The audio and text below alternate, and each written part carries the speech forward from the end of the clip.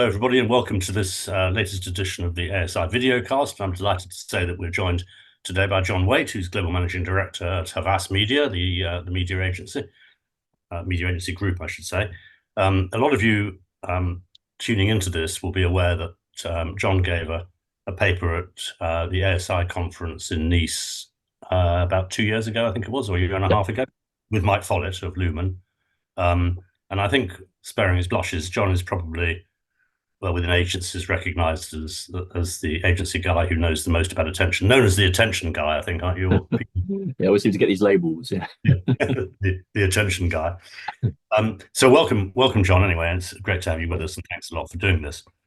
So, John, what kind of started or piqued our interest in this, in putting together this interview, was that you wrote a piece in the Media Leader, the UK trade journal, where you made the distinction between attention via, I suppose, what you could call sort of biometrics, i.e., eye tracking, something like eye tracking. Normally, it is eye tracking, and attention via media quality measures, which I imagine are things like time spent or position on the screen or some sort of quality of the actual transmission of the materials. Can you just elaborate a little bit on the differences of those? I mean, are there, for example, suppliers in both, or do you think that are these two things coming together? Do they correlate? Does one correlate with the other?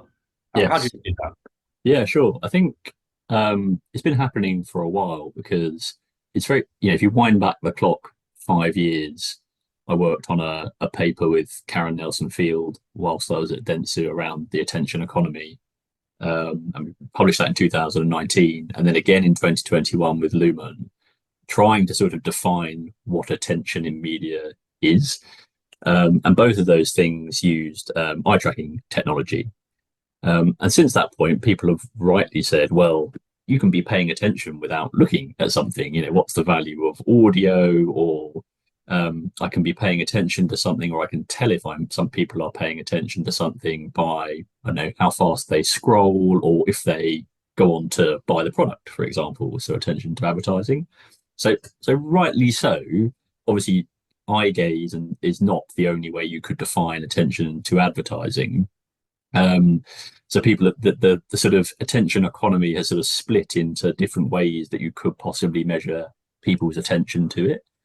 I think that's broadly fine. I mean, I guess a lot of those early studies were looking at what is the impact specifically of eye gaze on outcomes for brands. So correlating what happens when you get a duration of eye gaze to brand recall, consideration, or stats.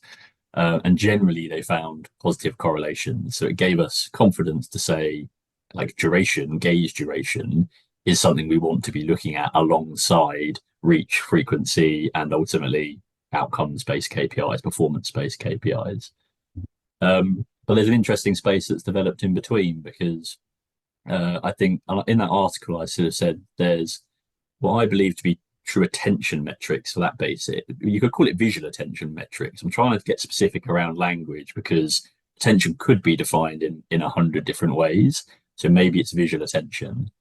And the biggest differential is those vendors. So I'll pinpoint three. So Lumen, Playground XYZ, Amplified Intelligence, so Karen's business, use panels of eye tracking data. So panels of people tracking eye gaze to ads. And then they're creating predictive models from those panels, which they map to device data.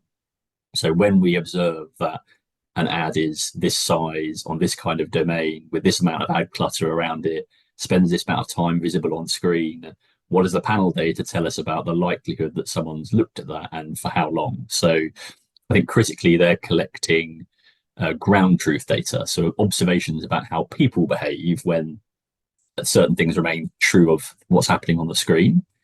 And that's a lot of stuff that was sort of validated through those early research projects.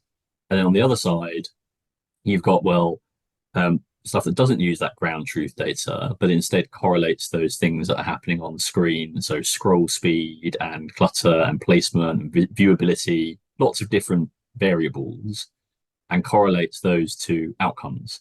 And says when we see an ad that is large, takes up the full screen, and is served on these kinds of domains, the likelihood that it will drive an outcome, which in most cases would be some form of digital KPIs, so website conversions or landing or sale, we deem that to be of higher quality than other placements. So the attention measures are fundamentally looking to search for people who are looking at ads and looking at them for longer. And the media quality metrics are more focused on, I want to buy media that's more likely to deliver me an outcome. I think that's the fundamental difference, is they're actually trying to deliver two different things. But where you see the similarity is when you optimize to or measure both, you see that, let's take seconds of attention from the attention side.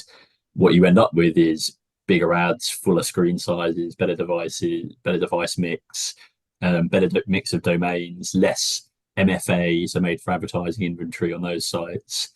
And you get exactly the same when you optimize towards these other measures, which are probably more likely to be scored on an index, so a 0 to 100 kind of score, for example. So whichever approach you take, whether you're optimizing to get people to look at, optimizing to placements that are likely to receive more attention, or let's say these scores, you're getting a better quality of media placement, I guess. So different methodologies, but similar outcomes, I would say. Right. I mean, it's interesting, this, isn't it? Because it's rather like in so many different areas of the media industry these days, we use the same word to describe Yes, fundamentally different things. that makes things really complicated. Yeah, it doesn't make life exactly. I mean, attribution, I was thinking just as you were talking, I mean, is a classic case in point, isn't it? Where, attribution, which seems to have, I mean, unless I've had my head down a hole or something, seems to have fallen slightly out of Fashion. fashion, thank Yeah. goodness. But there was a time when everyone was talking about attribution and sort of almost seeing it as the same thing as market mix modeling Mm-hmm. or some form of advanced analytics. Whereas actually, as you said, it was more to do with some kind of relationship between what was on the screen and some kind of digital outcome, a click or something. Yeah. And that's the biggest problem, is there's a massive incrementality problem there. Most of the stuff attribution modeling would show you is probably stuff that would have happened anyway without advertising. So that's the Always, difficulty. yeah. I mean, there's a marketunist cartoon of a guy buying a pair of sneakers, and he comes across ads for sneakers all over the place. He sees people wearing sneakers. Or seeing this brand of sneakers rather. He receives a catalog about the sneakers. He sees an ad on TV for the sneakers. He sees an ad on posters for sneakers. Here's an ad on the radio for sneakers. Mm. Eventually, he goes to the store, and as he's going into the store, he gets an offer on his mobile for the sneakers and buys them. It And would of have course, bought them for full price. and of course that, of course, and of course, attribution modeling would tell you that therefore we should put all of our money into mobile advertising. Yeah. Well, Um, it's been a huge problem of digital. I'm calling it digital lazily, but online, let's say, advertising for too long. In that, many companies that supply data are just very good at understanding the behaviors of people when they're about to convert to a sale or a conversion. And the incentivization, therefore, is to serve them advertising when you understand they're about to convert. It's not the cause of the conversion, but they've understood very well what they look like before they're doing that.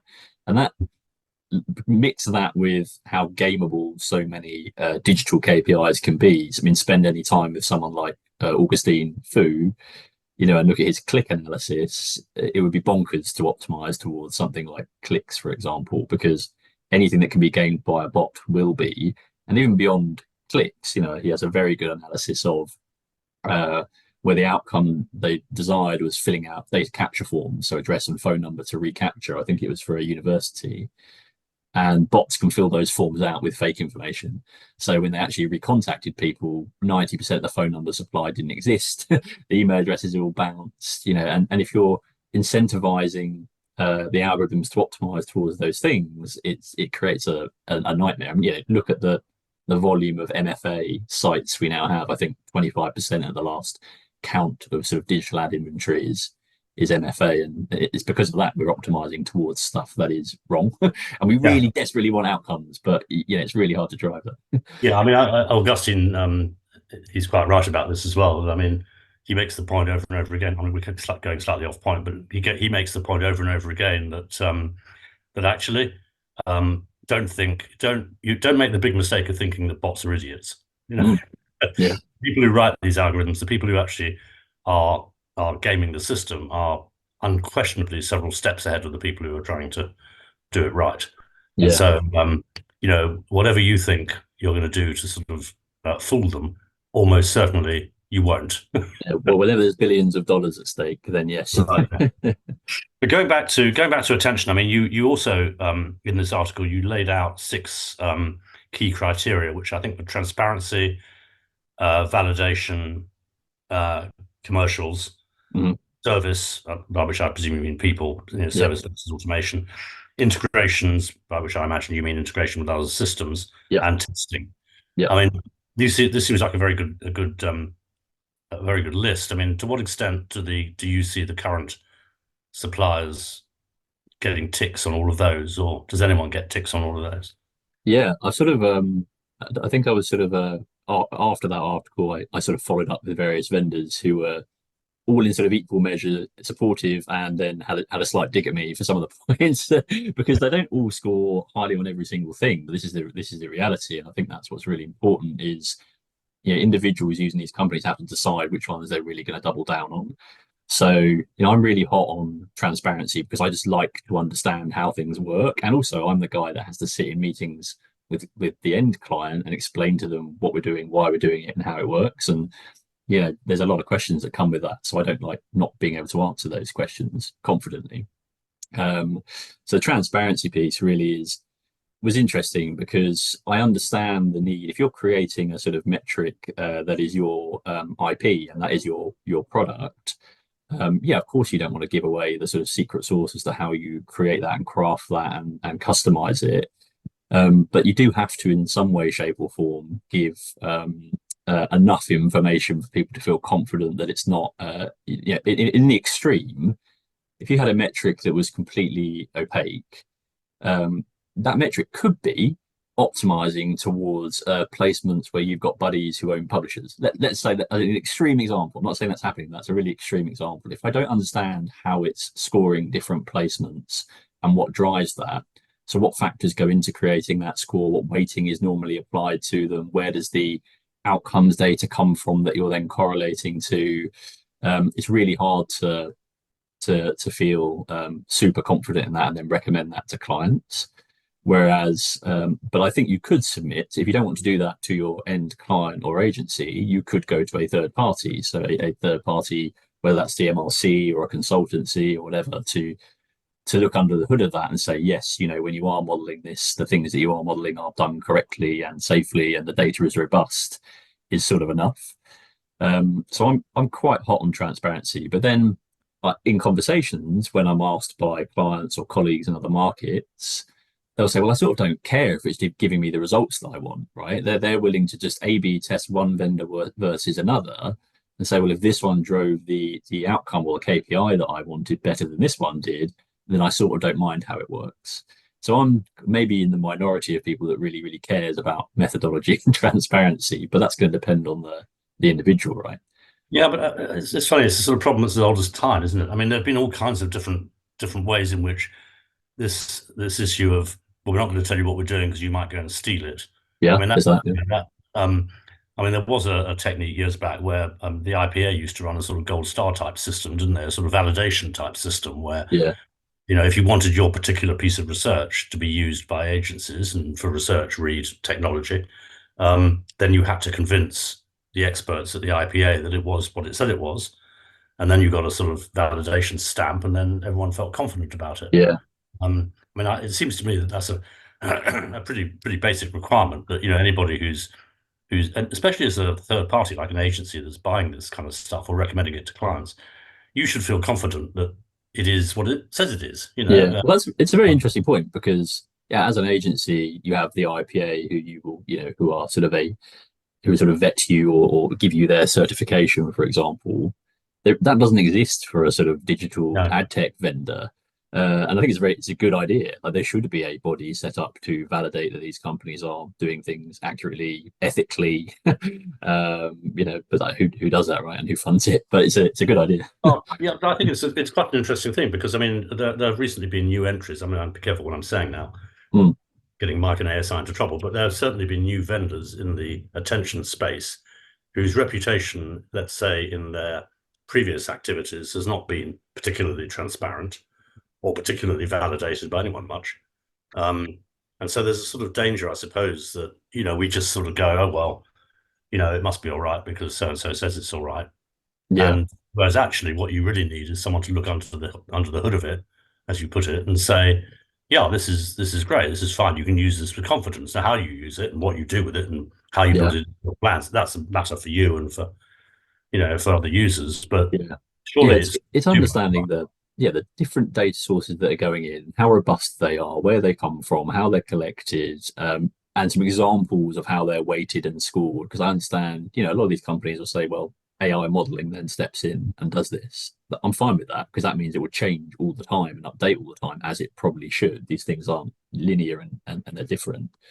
But I want to see examples of how that works differently and why that's worked differently. But again, I might be in the minority. So, so I sort of think but it becomes really important when you start to get into the conversation around currencies, around currency, or if it's in any way going to augment sort of audience delivery currency, for example. So if we were ever going to have attention metrics as part of Barb, for example, or Project Origin, then the market would accept no less than 100% transparency and full understanding of how those things work. So whilst I think while we're still in the area of brands using this to gain some form of advantage and understand more about what they're buying and quality of what they're buying, it's less important than if it does reach the point of forming part of a JIC, for example.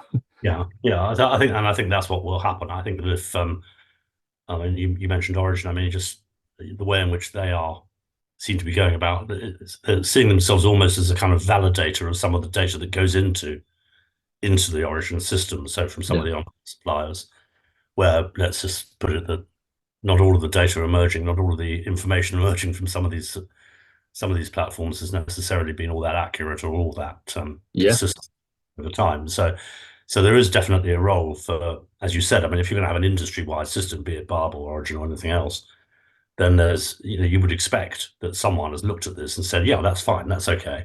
We're yeah, happy with that. I mean, it brings me on to another point that you make the point about service and people. hmm I mean, it's an interesting dilemma, this, isn't it, really? Because on the one hand, as an agency, you must, you don't have millions of people milling around looking at this stuff day mm, in and day out. And so you presumably want to have the confidence that comes with people on the other end of the phone being able to actually explain what it is they're doing and all the rest of it. The yeah, people on the other end of the phone, of course, want to do it with as few people as possible and as much automation as possible, I would imagine. yeah, Um, and if you want to have a consultancy service, that has pretty serious implications for cost, I would guess. Um, Whereas if you can automate it, I know there's grey areas in between, but if you can automate a lot of it, then it's going to be cheaper, easier, quicker, mm, yeah. faster to integrate, and so on. It's true. I think it's very important right now because we're in this more labor intensive phase of proving the value of these metrics and testing with them. And so a lot of it is back and forth with, okay, right, we want to demonstrate how attention metrics correlate to brand lift or to sales lift, for example. So what partners, third parties do we need to get involved in order to do that and help us to either prove or disprove those things? So quite often at the moment, it's more creating a hypothesis, working with that vendor to figure out how we're going to measure all those things accurately and effectively, and then doing it. Once you get over that first step, you can become more automated and it's less labor intensive. But in the first instance, I mean, every client I deal with will want to have a sort of full presentation as to what these things are, how they work, what vendors are, what research exists about their validation, all this kind of stuff. Then you're getting into the sort of test and learn phase where they want to meet the vendor and listen to them and hear what they've got to say. And then you're into the actual activation part. But we're definitely in the sort of learning, the heavy lifting phase and the learning phase at the moment. So yeah, the Well, people aspect is important. Yeah. it's worth taking the time to get it right, isn't it? I mean, that's the point. I mean, I think there's a sort of terrible danger that says, right, okay, we've heard of this thing called attention on Monday, and on Tuesday we want it applied across everything. Can you Yeah. just get on, please? And actually, it does take a bit of time to make sure you're getting the right thing. Yeah. Well, Mike Follett said the other day, I spent some time with him at the IS summit. We had a chat. And it's kind of part of the fun of it, really, because the thing is with attention is it's so nuanced. It's not a simple case of saying, right, we all need to now start optimizing to high attention, because not every brand in every No. category needs to do that. Is very, very nuanced. So the early phases need to be around understanding how much attention do I need for this particular product at this particular life stage with this level of competition to drive the outcome that I really want, which might be something like brand recall. So we launched a new model for Kia this year, and we wanted to understand, okay, what's the sort of attention minimum I need to be able to drive a significant uplift in recall of that particular model. So that was what the research was focused on. And that was super interesting because it basically said there's no really significant uplift in prompted awareness until you hit 3 seconds. So that gives you an interesting target for future campaigns to say, right, either digitally or in terms of cross media, I need to be optimizing ideally towards over 3 seconds of attention to drive that end goal. But in doing that, we had to set up a whole testing framework across 6 markets using multiple partners, and then get the right people doing the analysis to get there. So yeah, it's an interesting process. It is, yeah, and it's not as easy as people think. I mean, as you said, I mean, if you, if you're a very well-known brand and you've had a history of advertising over, decades, even longer, hundreds of years, you don't need particularly to drive awareness. And I remember Yeah, I worked on Coke for many years, and Millward Brown would come and report on Coke awareness figures, and yeah, it's gone from 98 to 99. yeah, yeah, Awareness of exactly. Coke. So Yeah, I mean, uh, yeah, and it's so for great. Coke, the application of those measures is really, I reach is paramount to a brand like that. Efficient reach over a period of time, consistently. So you'd apply the attention metrics to make sure that you mean, validate that the reach is actually reached someone. So it's almost inattention you're planning away from, but very yeah. different. Yeah. You mentioned the IAS meeting the other week, and that you were at with Mm. Mike Fox. And I think you made the point, or somebody made the point at that meeting, that when people voted on how many of you in the audience are actually have worked with attention metrics, I think it was 79%, very accurate. Yeah. Yeah. Presumably some sort of automated on your phone or Yeah, it was. voting. Yeah. So mobile voting. Yeah. Yeah, mobile voting. 79% said yes, I'd worked with attention metrics. And I think when you asked, could you put your hand up if you use it all the time? In other words, as part of your lingua franca, as it were, as everything Yeah. that you do. I think I read it's only one person kept their hand up. One person. Yeah, that's right. Yeah, Yeah. yeah. I mean, it'd be interesting to do that. Well, I mean, I don't know, was Karen there or not? It was, No, no, it was someone. I think someone from the agency or brand. I'm not sure. I wish yeah, I'd followed up, but yeah. yeah, But it's, that's a really telling point, because I think it's almost a point of frustration for me, because I've been on this journey for 5 years now, I guess, and there's a part of me that says, how are these metrics in some way not part of the day to day of what we're doing? And I think, even most basically, we should be applying these to steer away from stuff that nobody pays attention to.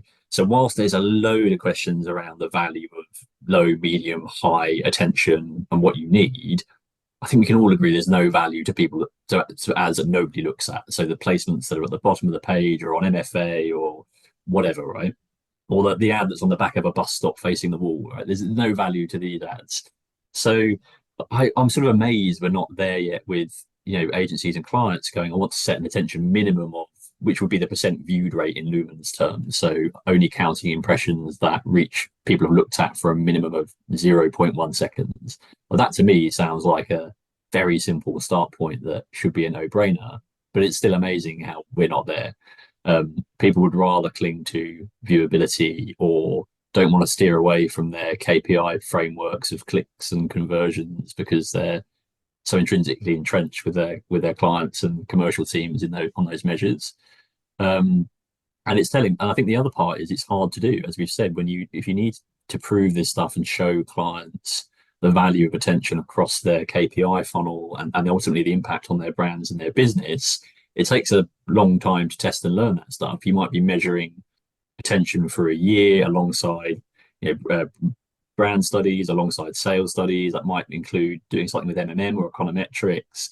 That's a big program of stuff to do. And to be honest, I don't think people can be bothered. I think there's, people. It's almost that. I don't know if it's a laziness or this seems too hard to figure out, and people want a plug and play answer. And to your question earlier about my sort of 6 things, if you're a vendor that's been really well integrated with the ad tech ecosystem and accepted by loads of publishers, and you've got loads of case studies that show your metric is driving business success, that might win over one that takes a lot longer to figure out and prove. Right? Yeah, it is a bit. I mean, obviously, new ideas. I suppose you could put this into the basket of new ideas. It's only 5 years after all. Even Yes. though 5 years seems like a lifetime. New ideas do take a while to sort of grab hold, don't they? But Yeah. even so, I mean, it is. I agree with you. I find it sort of rather disappointing that however much you talk about this stuff and however much you actually promote it and write about it or stand up on platforms and pontificate about it, the truth is that so many people go back to doing exactly what they've always done. Yeah. Exactly.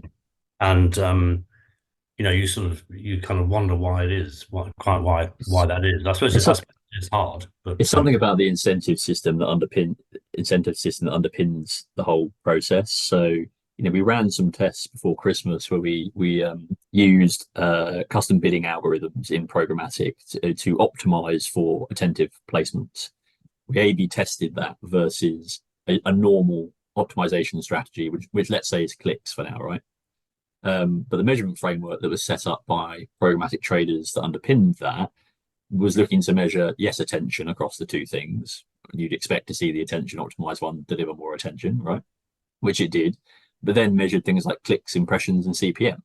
That's fundamentally, those are not, the whole point is that we're supposed to be trying to measure the impact on brand and business outcomes when you optimize something fundamentally different. But because clicks, CPMs, impression volumes are what are in our targets with clients and commercial teams, for example, teams don't want to not deliver those things. So some of the results of the test were, well, the attention optimization didn't deliver our key KPIs as well as the click one, but the KPIs are wrong. So yeah, I was going to say, if the it's KPI was endemic. clips, it's not surprising, is it? It's Really? unsurprising, yeah, exactly. So they have to go back to that and say, okay, but what was the value of the click that was delivered in these campaigns? Like, were attention validated clicks actually higher value in terms of did they not bounce off the page as much? Did they convert to sale better?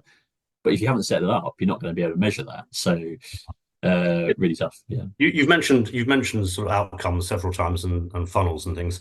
Yeah. I mean, what's been your experience bringing together? Because I mean, that is the ultimate. That's what we're going to get to, isn't it? Really, someone's going to say, if you buy X amount of attention, whatever that's defined as, and however it's measured, and so on, you can expect an uplift in the number of beans you sell, kind Yeah, of thing. for sure. Uh, Yeah. what's been your experience of that? I mean, I've had a little bit of experience with this, and I found it quite hard. I mean, I don't mean hard because um, of actually putting the data together, but actually getting at the raw data, the raw attention data is not the easiest thing for the reasons we talked about before. And then feeding that into any kind of advanced analytics is also not the easiest thing. I mean, have you Yeah. had any success with the? Uh, at the moment, no, but it's an active program. So it's a conversation I've had a few times with the people that lead our sort of econometrics and MMM practice. It's difficult when you're dealing with people from a couple of different worlds because I'm in my head, I say, surely if we can weight the impressions or exposures that are going into that model with quality of exposure, so either that's seconds of attention or let's say AUs from Adelaide, for example, that will tell the model a little bit more about where to attribute success. So if I had a load of let's say only 9% of my digital display ads were looked at, only attribute success to that 9% and not the remaining 91. So in my head, I'm quite clear that surely we can remove stuff from that model that we don't believe can have had an impact, like logically, but B, to then weight other exposures, like let's say cinema within there, for example, for its ability to drive really high attention, and therefore surely that had a greater impact on ROI, for example. Hasn't been done yet. So we are looking at how we can apply that. And I actually had a call last week with Dr. Grace Kite because she was quite interested in this area as well. Because I think there's lots now that exists around the impact of attention on brand measures, but far less on the ultimate impact on cash ROI, hard sales. And I think once we can establish that, I think things will move a bit quicker. It makes there must be. I think it'd be interesting to prove and disprove some things. One, there's no value to inattention. I really desperately want to prove that through MMM, surely. And then the second part is around the levels of attention required to drive that efficiently, and at what cost as well. So that's the second part that's more nuanced. But Yeah. yeah, we're not I quite mean, there. there's a lot of work to be done in this, isn't there? I mean, it's not the easiest thing, and um, I know from talking to people like Grace that this is not it's not simple, and also getting hold of disaggregated or raw Yeah, data from the suppliers, not again for reasons I fully understand, is also not the easiest thing. So I yeah. think yeah, The biggest struggle is there's quite a lot of this data now on sort of online stuff, online video and display, because we can get that at an impression level. But ultimately, it doesn't really exist for TV, out of home, print. So across those, there's normative data that you can put into those models, but they're far less nuanced. So that's a sort of issue with attention measurement today, is that it only really extends to online media at the moment, and less so to those other channels, which is problematic for looking at the full picture. yeah. Okay. Well, this has been really fascinating, and thank you so much for joining us on Oh, this well. asiCast, John. And I hope we see you on a platform again soon. Thanks a Yeah, lot for thanks. your time. Nice to see you. Thanks, mate. Cheers. Cheers.